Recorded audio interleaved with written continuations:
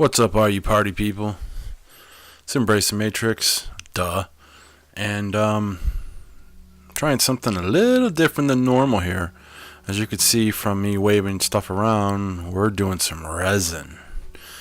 Alright, now, I have a losing record against resin.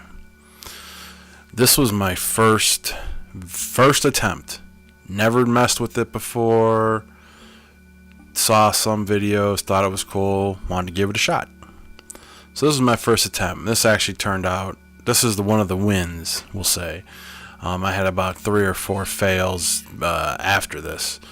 But this is just me mixing it. I'm measuring it out to the best of my limited, education and understanding increments. But again, this one came out good. I learned a lot of things over the many attempts of resonating things. Resonating?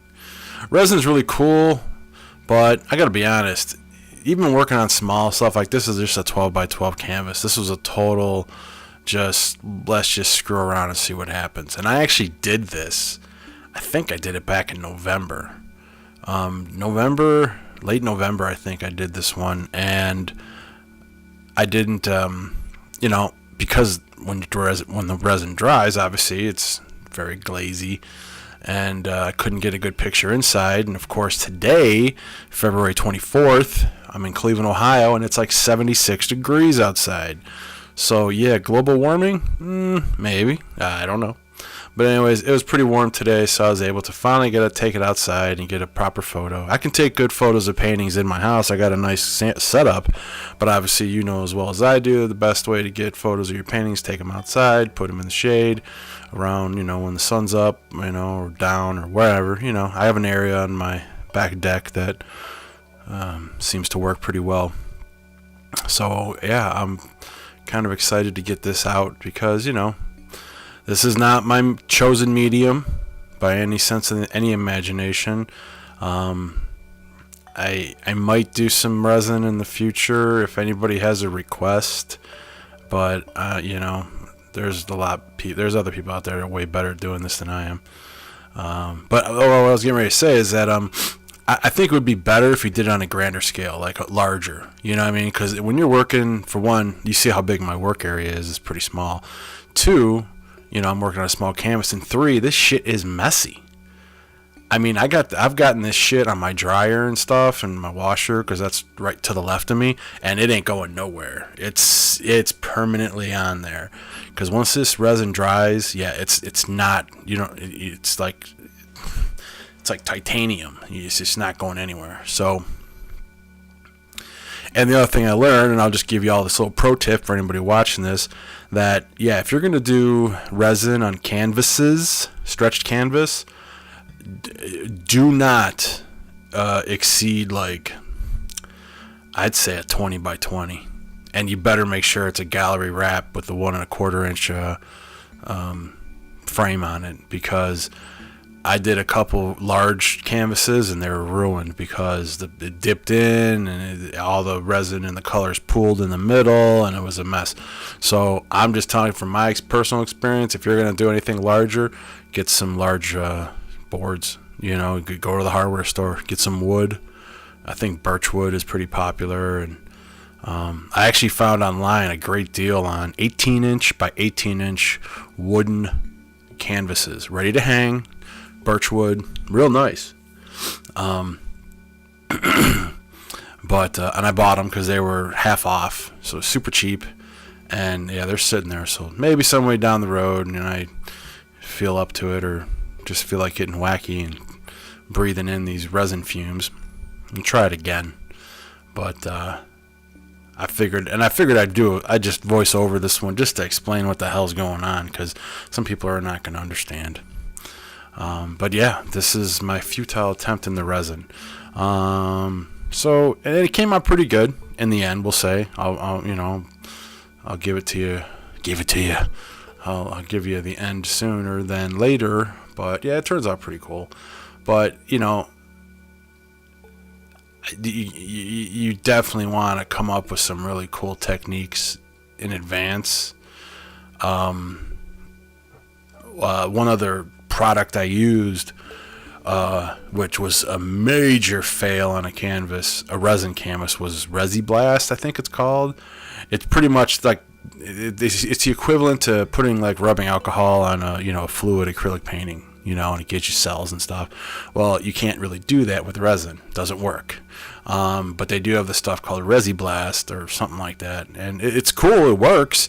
But what I didn't realize is that it leaves gigantic divots, and I do mean divots, in the resin, because it's like it separates it or whatever. Then you got to wipe the stuff off, and yeah. And then ultimately what you got to do is you got to go back through and re-resin the painting with clear to fill those little divots. So yeah, use that stuff with caution. Obviously, the blowtorch comes in hugely necessary on these, because you have to get rid of the air bubbles, or guess what? You're going to have a painting with a bunch of air bubbles in it, and it's going to look like booty. So you have to, and that's the other thing too. This is not like a painting or acrylic painting per se. I don't know anything about oil paintings, but acrylic, you can finish it and walk away and you're done. This, oh no, and you'll see by some of the photos in the end, and you'll see what I'd start doing towards the end, is that and you should be wearing gloves, because and see, I'm just experimenting. I'm just screwing around. I'm like, well, I got this stuff on here. Let's just do some shit. See what happens. See what it does. But what was I saying? But it will drip, and you'll see. This was a cool effect. This is still what I like. Get an air can. People use straws and blow through it, but I don't know, man. I like the air can thing. Plus, I don't feel like hyperventilating. And I like a big blast. I'm a big blaster kind of guy, so I like to, I want to, give it a big gush of air, and let some of those paints, like like that white and that like light blue and stuff, they're next to each other, but they haven't gotten to know each other. Well, you know how they get to know each other? Yeah, you hit them with the air can, and then guess what? They're best of friends. So yeah, I mean, what I was saying was you have to watch it because it drips. So yeah, you have to come back like in a half hour when you're done. When you say, okay, fine, I'm done with this thing, and that's it. You got to come back like every half hour and wipe the bottom. Take like a popsicle stick or something and drag it across underneath the canvas, because the thing's just dripping. I got some great stills of it dripping, but it'll just keep dripping. And if you don't do that, you're gonna have a bunch of bumps on the back of your canvas, and it's just, again, once they're on there, you can get them off. I've taken a razor blade, an X-Acto knife to that, and been able to shave them off, but it ain't easy, and you run the risk of slicing yourself open, because yeah, it's resin. It's like, it's rock solid. So yeah, I hope you guys enjoy this video. It's just, like I said, experimental, and I've had it sitting around for so long. Finally got a good photo of it. Thought I'd put it up. It's not going to be for sale, just because, I mean, it's the quality is not superior like my other paintings, and I'm not going to put out an inferior product. But I thought this was fun, experimentation. What the hell, Resin is cool, don't get me wrong. I think resin, paintings, there's some really cool channels out there. Just Resin is one that they do a lot of cool ones. I think they're in Australia or something, but they do a lot of large scale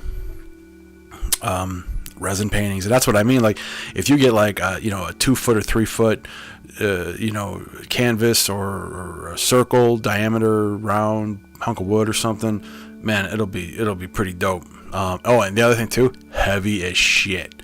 So you got to think too, and those canvases, man, they're I couldn't imagine like 3 foot by 4 foot or 3 foot by 3 foot canvas, because generally you're using wood. I think that's probably why they use birch wood, because it's probably a lighter wood, because yeah, once you get all this resin on there, it takes the weight of the canvas like 100 times the normal. So yeah, the bigger you get, that's what you're gonna have. See, here's what I'm doing. I'm going underneath and just preliminary, just scraping underneath. I'm gonna have to keep doing it, and I don't keep the camera rolling the whole time. I still got bumps, even though, I came back like every half hour, because I think it takes like 4 hours to set up or something like that to really, and then a day or so to completely cure. Again, I am not at all a resin expert, but it is a very cool medium. And I know a lot of people make a lot of resin jewelry and stuff, which is cool. I'm not a big fan of jewelry, period. I don't really wear any rings or anything, but nonetheless, and it's very cool. But you can't like mix it with anything. You know what I mean? It's like you can't do anything other than resin, and that's it. And resin with paint or whatever. Oh, and that's the other thing. I'm gonna help you guys out. Anybody out there curious about resin? Whatever you do, when you go to mix your paint, do not, under any circumstances, use a heavy body acrylic to put in there, because I did, and it turned my resin into like frickin' glop, and that was a major disaster. I didn't post anything on that. That was a complete fail. So yeah, you want to use fluid paints.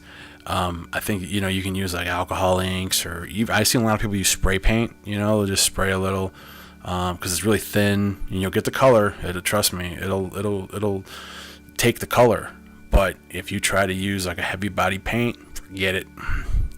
Nope, don't do it. Stick with soft body. Soft body is by far the hardest you should go. But you should really use like fluid or spray paint or something like that. So we're coming to the end of this one, and here you'll see some stills here, and I'll even talk you through the stills, because you'll see what I was talking about previously. So these are some close-ups and stuff, and it's cool because you get those cool runoffs and things. This was mild compared to some of the other messes I've made with this stuff. But yeah, like all that cardboard is done. Even those things of paint, done. They're stuck there permanently, forever. You could finagle things, but nonetheless, it's see. Okay, here we go. See the drips? Got to keep wiping those down, because the drips, they'll stop like that. So you could have a canvas, with a bunch of that, like little bumps underneath it, which is not going to be very cool, and it's probably not going to sit level against the wall, and blah blah blah. So yeah, and yeah, here we go. This is what it looks like now. Pretty cool. It's neat, but that's it. And I put this please stand by. I usually put the please stand by before my picture, but I screwed up. Sorry. And I'm just going to leave this screw up in. Thanks, guys. We'll be posting some more videos soon. Yay.